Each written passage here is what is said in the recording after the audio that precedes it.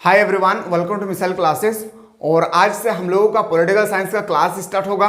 एक बार आप लोग कमेंट सेक्शन में जरूर बताएं कि आप लोगों का जो पॉलिटिकल साइंस का क्लास स्टार्ट होने वाले हैं, इसमें हम लोग सबसे पहले किसको देखें, ऑब्जेक्टिव को या सब्जेक्टिव को। और जब भी मैं बताऊंगा, क्योंकि अभी तक हमारे पास मान के चलिए 5-6 दिन समय है, और 5-6 दिन अगर मैं 3 टाइम क्लास करवाऊंगा, मॉर्निंग में भी और दोपहर में भी और रात को भी, तीनों टाइम में भरपूर क्लास दूंगा।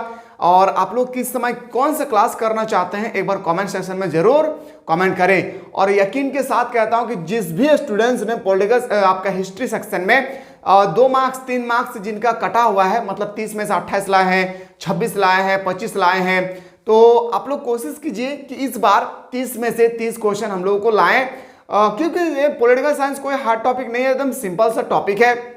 और मैं कोशिश करूंगा अपने तरफ कि जिस तरह से एग्जामिनर क्वेश्चन को घुमा फिरा कर पूछ रहे हैं, इस तरह से मैं नया नया क्वेश्चन क्रिएट करूं, आप लोगों तक पहुंचा सकूं।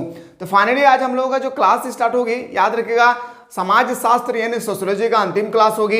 एक बार अच्छी तरह से इस क्लास को देखिए। इससे पहले मैं कई प्रकार के objective, subjective, very short question मैं बेहतरीन तरीके से ऑलरेडी आप लोगों को प्रोवाइड कर चुका हूं। एग्जाम हॉल घुसने से पहले मैं जितना भी आप लोगों को ऑब्जेक्टिव सेक्शन में बताया हूं, सब्जेक्टिव सेक्शन में बताया, जो बिल्कुल एकदम साधारण लैंग्वेज में, तो उन सब क्वेश्चनों को बेहतरीन तरीके से एक बार देखने की कोशिश करिए।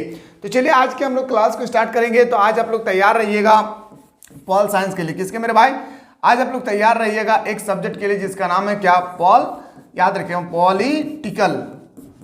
पॉलिटिकल साइंस के लिए आप लोग आज भरपूर एकदम तैयार रहिए। और ज़्यादा से ज़्यादा स्टूडेंट को बता दीजिए कि मिसाइल क्लासेस के यूट्यूब चैनल में आज से पॉलिटिकल साइंस का क्लास स्टार्ट हो रही है। बस ये कमेंट करना है आप लोगों को कि हम लोग पॉलिटिकल साइंस में पहले हम लोग कौन सा टॉपिक को डिस्कस करें, ऑब्जेक्टिव या सब्जेक्टिव को। तो चलिए क्लास को स्टार्ट करते हैं हम लोग। पहला क्वेश्चन यहाँ तक हम लोगों ने ऑलरेडी 80 तक डिस्कस कर चुके थे, और अभी हम लोग डिस्कस करेंगे 81 से।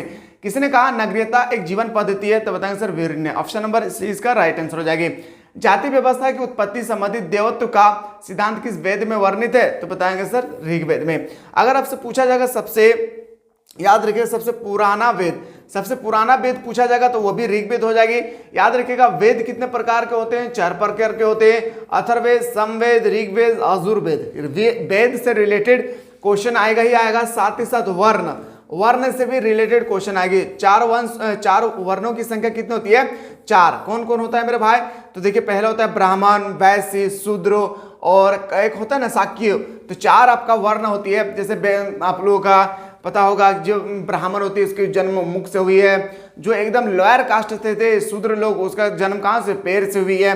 इस तरह से माने जाते हैं। ठीक है, चलिए देखते हैं अगला क्वेश्चन पे आगाज करते हैं। निम्नलिखित में से कौन भारतीय कौम वकालत की जातियों के लिए अलगाव की नीति की थी? तो बताएंगे सर एल्विन ने किया था। किसने? एल्विन ने।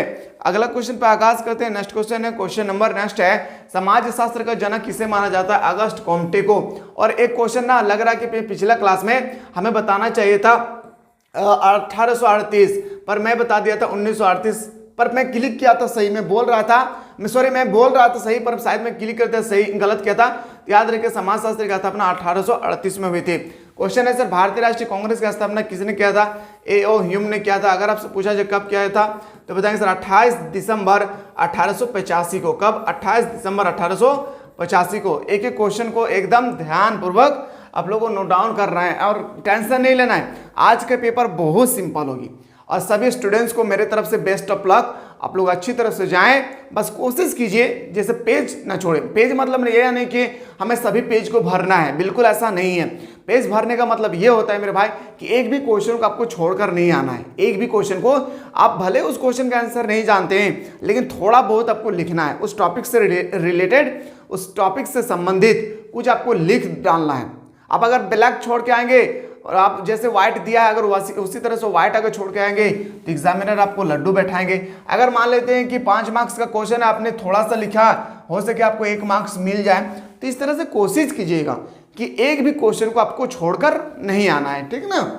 चलिए क्वेश्चन है सर ग्रामीण एवं नगरीय समुदाय। सबसे पहला ये क्वेश्चन तो आप याद रखिएगा सब्जेक्टिव में कि ग्रामीण और नगरीय समुदाय में क्या क्या अंतर है। मैंने बेहतरीन तरीके से आपको बताया था कि ग्रामीण समुदाय उसे कहते हैं जो प्राथमिक क्रियाकलाप पर डिपेंडेंट होते हैं, निर्भर करती है, जैसे पशुपालन, कृषि करना, खनन करना, मछली पालन करना, लकड़ी काटना। अगर मैं बात करूँ आपका ग्रामीण के अलावा जो नगरी होती है, नगरीय व्यक्ति जो नगरीय जनसंख्या है वो फुल्ली डिपेंडेंट होते हैं द्वितीय क्रियाकलाप जैसे बिजनेस करना। अगर मैं बात करूँ ग्रामीण, तो ग्रामीण जनसंख्या घनत्व कम होती है, नगरीय जनसंख्या घनत्व ज्यादा होती है। ग्रामीण व्यक्ति की शिक्षा व्यवस्था उतना सही नहीं होती है, नगरीय लोगों की शिक्षा व्यवस्था उच्चतम होती है। इस तरह से एकदम डिफरेंट करना, आपको खुद क्रिएट करने में समझ में आ जाएगा। अब तो आप लोग तो ग्रामीण इलाके में रहते हैं, तो ग्रामीण इलाके में और एक शहरी इलाके में क्या क्या डिफरेंट है वो आप अच्छी तरह से क्रिएट कर सकते हैं। तो देखिए यहाँ पे बोल सकते हैं सर इसको अलग कर सकता है वो है व्यवसाय। क्यों? क्योंकि ग्रामीण इलाके के लोग व्यवसाय करते हैं प्राथमिक क्रियाकलाप पर जो आप लोग का नगरीय होती है वो द्वितीय क्रियाकलाप पर डिपेंडेंट होते हैं, निर्भर होती है। क्षेत्रवाद की समस्या का मूल्य कारण कौन सी है? सांस्कृतिक भिन्नता। क्या हो जाएगी? सांस्कृतिक भिन्नता। ऑप्शन नंबर ए इसका सही उत्तर हो जाएगी। आते सर अगला क्वेश्चन, मेयर शब्द की धर्म से संबंधित है। मेयर शब्द जो है मुस्लिम से संबंधित है। किससे? मुस्लिम से। ऑप्शन नंबर अगला क्वेश्चन है कि निम्नलिखित में से कौन पारिवारिक विशेषता है? सार्वभौमिकता, सीमित आकार, भावनात्मक, मतलब बोल सकते हैं सर ऑप्शन नंबर हम लोग का डी इसका राइट आंसर हो जाएगी। आते हैं सर अगला क्वेश्चन, और एग्जाम हॉल घुसने से पहले मैं फिर से कह रहा हूं मेरे भाई, जितना क्वेश्चन मैं बता चुका हूं 7-8 वीडियो में तबड़तोड़ तरीके से आप लोगों को objective, subjective, very short question जो बताएं एक बार देख लीजिएगा। बहुपति विवाह किस जनजाति में पाया जाता है? तो बताएंगे सर, याद रखिएगा बहुपति विवाह टोंडा जनजाति में पाया जाता है। कहाँ मेरे भाई? टोंडा जनजाति में। ठीक है, चलिए अगला क्वेश्चन पे आगाज करते हैं सर। जमींदार उन्मूलन अधिनियम किस वर्ष पारित किया गया था? तो बताएंगे सर 1991 को। और किसी भी स्टूडेंट्स को लगे ना कि कोई भी क्वेश्चन का आंसर में अगर मैं गलत बता दिया हूं तो एक बार ना आप लोग इस नंबर पे व्हाट्सअप कर दीजिएगा। ठीक है, क्वेश्चन नंबर लिखना है और बता देना है, और वीडियो भी सेंड कर देना है कि सर आपने इस वीडियो में क्वेश्चन का आंसर गलत बताया। मान लेते 92 है तो 92 का अपने आंसर गलत बताएं। ठीक है, ताकि देखिए इंसान के अंदर में गलती हो सकती है मेरे भाई, पर मैं पूरा 100% कोशिश करता हूं कि गलती ना हो। ठीक है, लेकिन अगर बताते बताते अगर मान लेते 1991 बताया हूं, सही कर दिया 1948, तो आप लोगों को तो लगेगा कि 1948 से पहले जो बोल रहा हूं तो आप लोग ध्यान नहीं देते।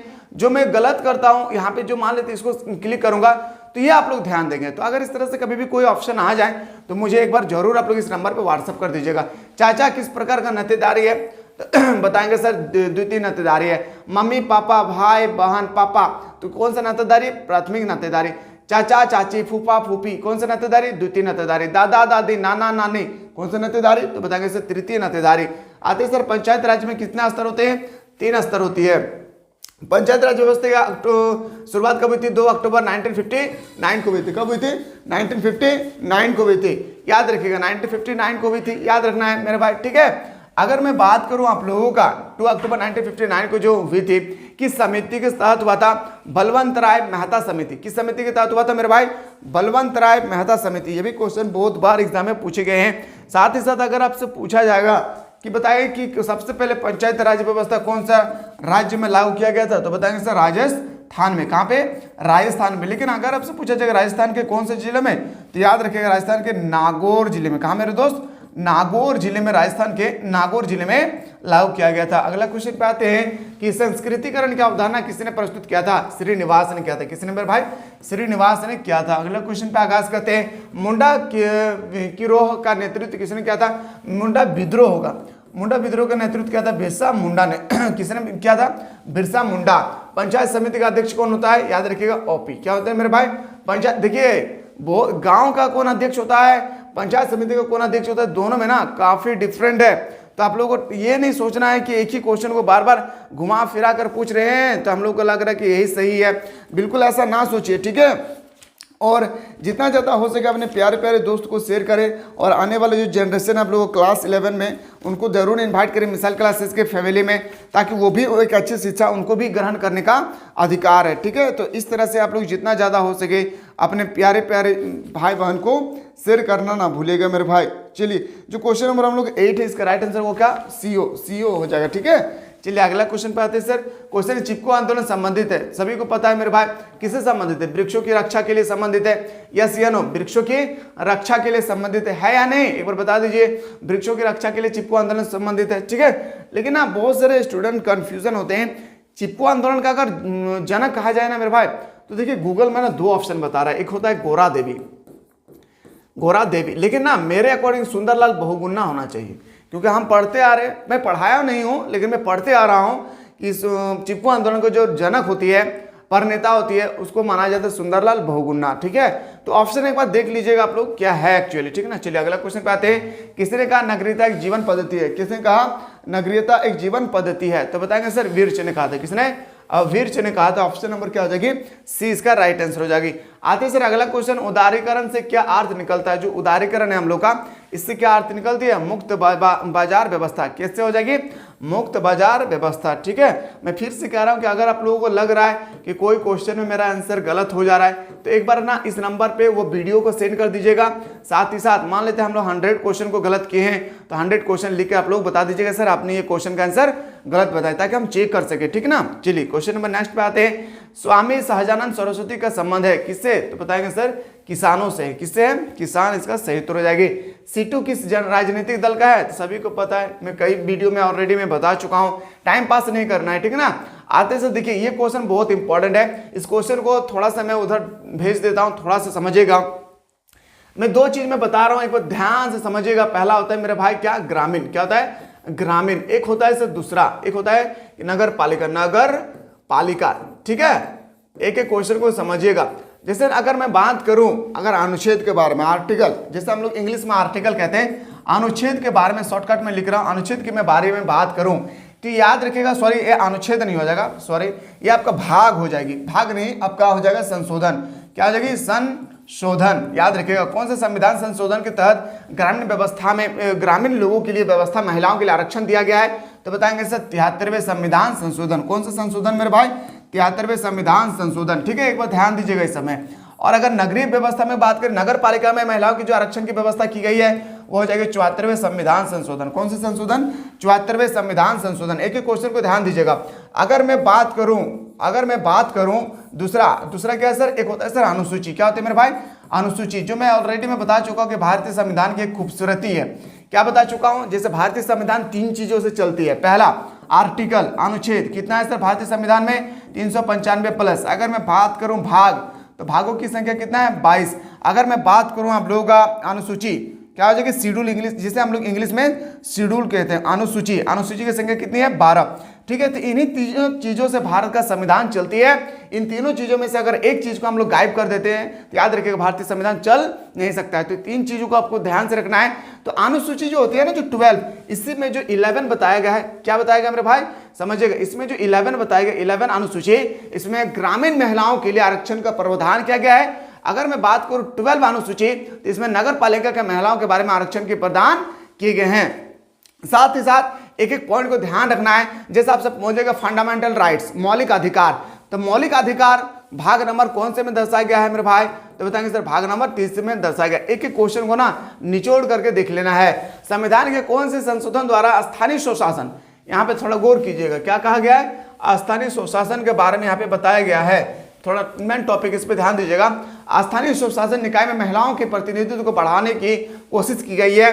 तो 73वें और 74वें संविधान संशोधन, 73वें 74वें संविधान संशोधन कब हुई थी सर? 1978 को। ये भी थोड़ा सा नोट डाउन कर लीजिएगा, 1978 को, 1978 को हुआ था।